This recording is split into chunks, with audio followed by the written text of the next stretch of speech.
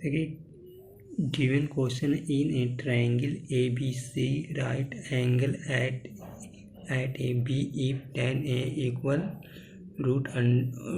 tan A equal 1/3 √3 find the value of पहला sin A into cos C plus cos A into sin C।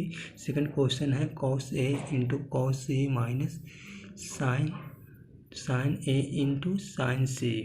तो आइए हम लोग देखते हैं सॉल्यूशन में है कि अकॉर्डिंग टू क्वेश्चन। तो सबसे पहले हम एक ट्रायंगल बनाते हैं ABC।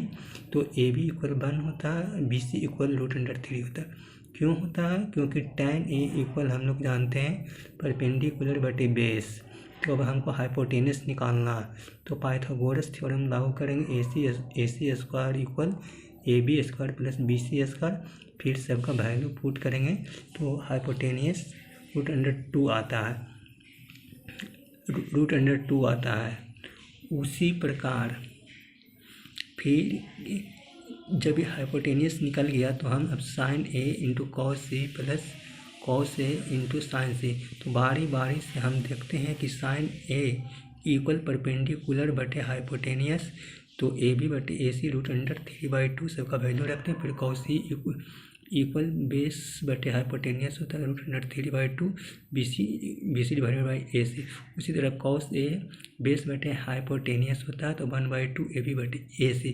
sin C equal perpendicular hypotenuse. उसी तरह बारी बारी से हम लोग वैल्यू रखते हैं। लेकिन यहाँ पर एक बात ध्यान देने है कि sin A है एंगल A और एंगल C पर ध्यान देना।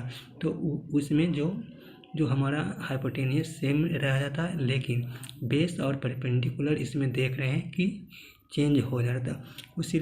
उसी तरह आप सबके वैल्यू को जो दिया हुआ है question sin A into cos C plus cos A into sin C में पुट करने पर हमारा पहला का आंसर 1 आता। उसी तरह दूसरा है cos A into cos C minus sin A into sin C।